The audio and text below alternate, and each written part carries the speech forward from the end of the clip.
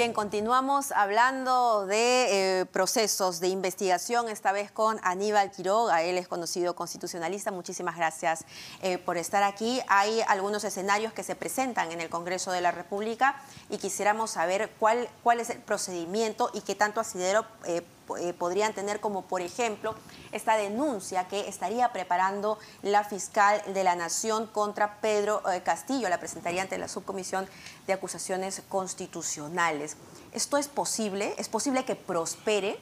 Bueno, va a depender de la interpretación que haga el Congreso, ¿no?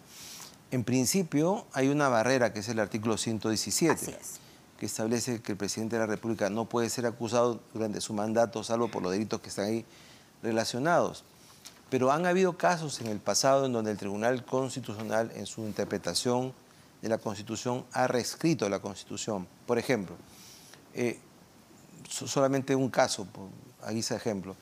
La Constitución dice que el Tribunal solo conoce las acciones denegadas por el Poder Judicial en materia de garantía. Si un amparo acogido por el Poder Judicial no va al tribunal. Un amparo denegado sí va al tribunal. Sin embargo, ahí donde la Constitución dice no, el tribunal dijo, pero si hay un amparo que favorece a un narcotraficante, un habeas corpus que favorece a un narcotraficante, sí conoce el tribunal contra lo que dice la Constitución. E invocó artículos primeros de la Constitución, invocó una interpretación completa e invocó tratados internacionales en materia de lucha contra el narcotráfico.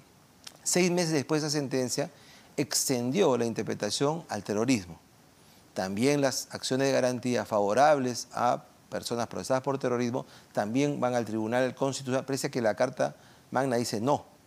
Y finalmente, por lavado de activos.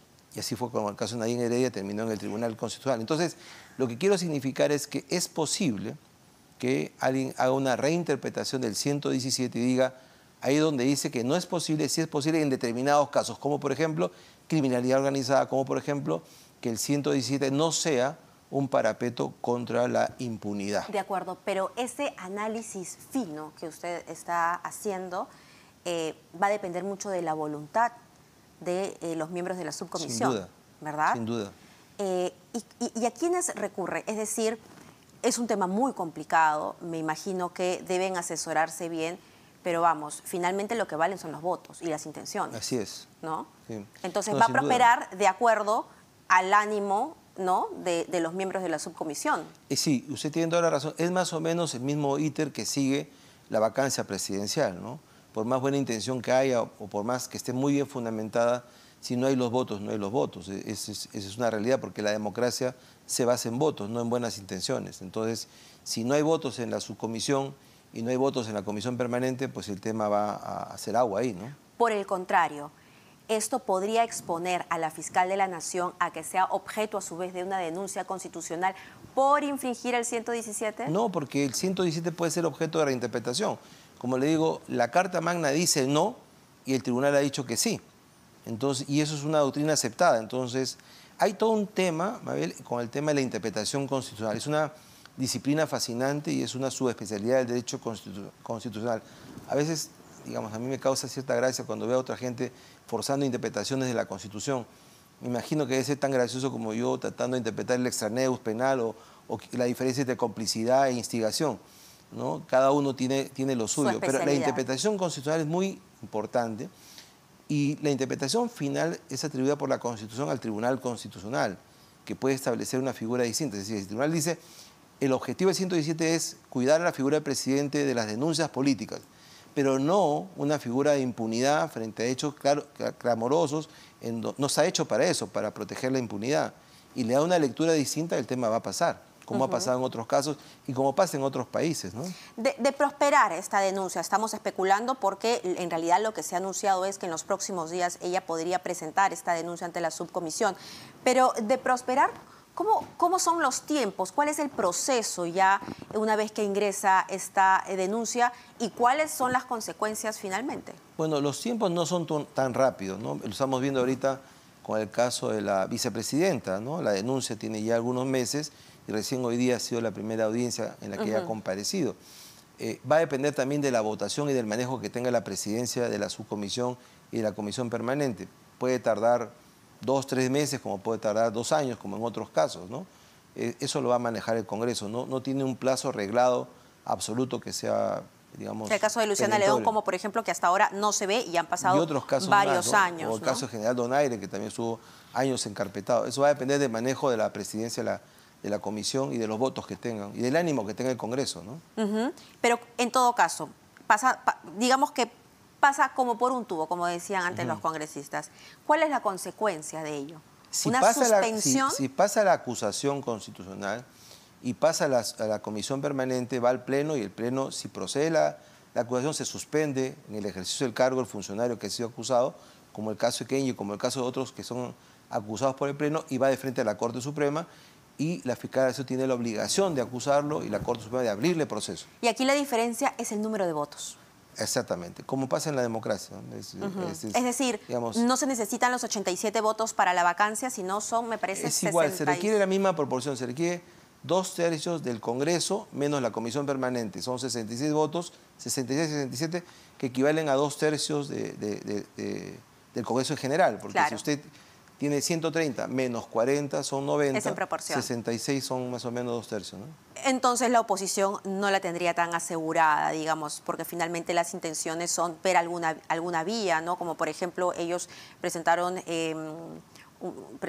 esta denuncia por traición a la patria, probablemente aquí vean alguna manera de Lo de traición a la patria siempre dijimos, yo por lo menos dije que era un tema forzado, ¿no? O sea, más allá de la ignorancia del presidente frente al tema boliviano y a la mediterraneidad de Bolivia y a nuestra propia historia, el respeto a nuestros héroes, más allá de eso, digamos, traición a la patria como traición a la patria era un poco jalado de los pelos, ¿no?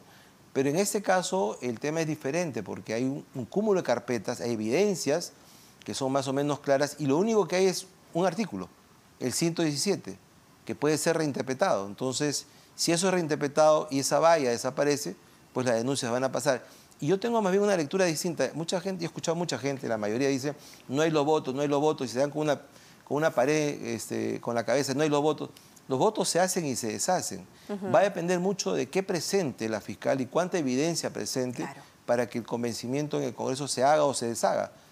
Mire el caso de Vizcarra. Vizcarra pasó la primera vacancia y la segunda vacancia, requiriendo 87, tuvo 105. ¿No? 4/5. Entonces, va a depender mucho de qué cosa tenga la opinión pública y el Congreso como evidencia frente a lo que tenemos como presidente de la República, si eso conviene o no conviene al país como para dar el paso siguiente. Ahora, la situación de la vicepresidenta Dina Boluarte también pende de un hilo y de la voluntad, ¿no?, de los miembros de la subcomisión. Hoy, como usted bien señaló, fue, digamos, la audiencia en donde se pudo escuchar su defensa y ella lo que dijo fue que básicamente se le está atacando a ella para poder llegar al presidente de la República, pero ¿hay fundamentos? ¿Es objetiva esta intención de acusarla y finalmente que sea suspendida? En el caso de la vicepresidenta hay una figura contradictoria, ¿no? Su defensa ha sido muy débil, digamos. Ha sido una defensa política. Una defensa política poco jurídica, y los argumentos que han dicho es que yo estaba forzado a firmar. Nadie está forzado a firmar, esa figura no existe, ¿no? Ha firmado porque era parte de la directiva y la Constitución no dice una ley. La Constitución dice que no puede tener un cargo directivo, así sea una asociación folclórica, ¿no? Pero por otro lado, políticamente es más difícil hacer una carambola de dos, ¿no es cierto?, para llegar al presidente del Congreso. Entonces creo que jurídicamente su defensa es muy débil y su caso más sólido, pero ocurre al revés que con el presidente Castillo. Creo que va a ser más difícil juntar la voluntad política para sancionarla a ella que para Castillo, ¿no? Lo que tengo aquí en mis manos es un documento bastante sólido que ha sido entregado hoy al Tribunal Constitucional, ¿no?, de parte del Congreso de la República, y es una demanda de proceso competencial. Correcto. Aquí lo que el Congreso quiere es que se respete, ¿no?, su independencia, su autonomía para decidir en cuestiones como, por ejemplo, la elección del defensor del pueblo, la SUNEDU, ¿qué más? Y lo del propio Tribunal Constitucional. Lo que ocurre es que, digamos, los procesos políticos en el Congreso, que también están en la Constitución, que son su facultad, han sido alterados por acciones de amparo irregulares, desde el amparo famoso del señor Ayala hasta los amparos que han planteado ahora la SUNEDU de manera insólita, o el Sindicato de Trabajadores Defensores del Pueblo. ¿Por qué digo insólito la SUNEDU? Porque una norma clara en el Código Procesal vigente, que estaba en el anterior y que viene de la Ley 23.506 del año 82 dice que no hay amparo del Estado contra el Estado. Y la SUNEDO es el Estado y plantea un amparo contra el Estado, contra el Congreso. Eso que por sí es absolutamente improcedente ha sido cogido por un juzgado en Arequipa. Otro ha sido el presidente Jurado Nacional de Elecciones, también se dio a su amparo. Entonces, el amparo no está hecho para eso, no está hecho para el control político y no está hecho para constreñir la facultad del Congreso. Le pongo un ejemplo de lo que he escuchado en la mañana. Dice, mire, el presidente no puede ser impedido de salir del país. El presidente representa la relación internacional, hace mal el Congreso. Pero el presidente puede nombrar a quien le dé la gana como ministro, porque es su facultad. Ambas son facultades constitucionales, ambas, por igual. El presidente puede nombrar, mientras no nombre incitatus como ministro, a cualquier persona, y de hecho lo ha hecho, y ahí está el resultado, pero dice la Constitución que el Congreso autoriza la salida del país.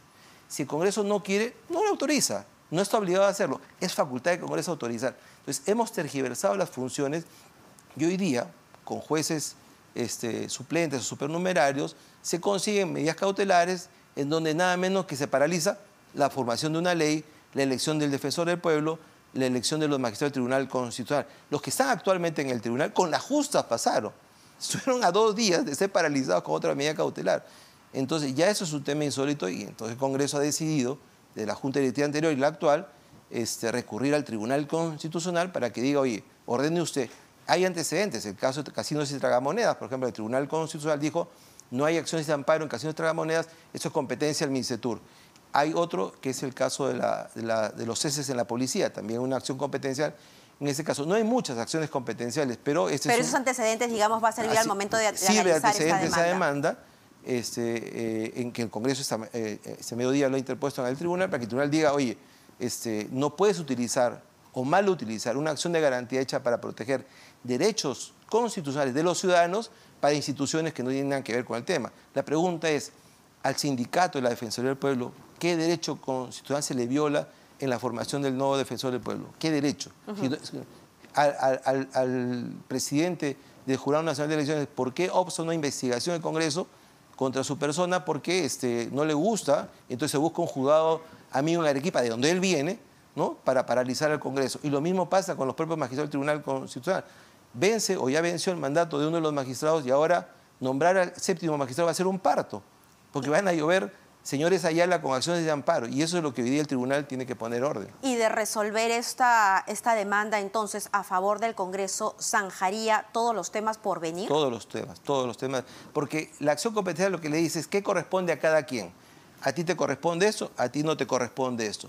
Y lo que haría el Tribunal Constitucional es decir, la acción de amparo no sirve para esto, y todas estas son nulas.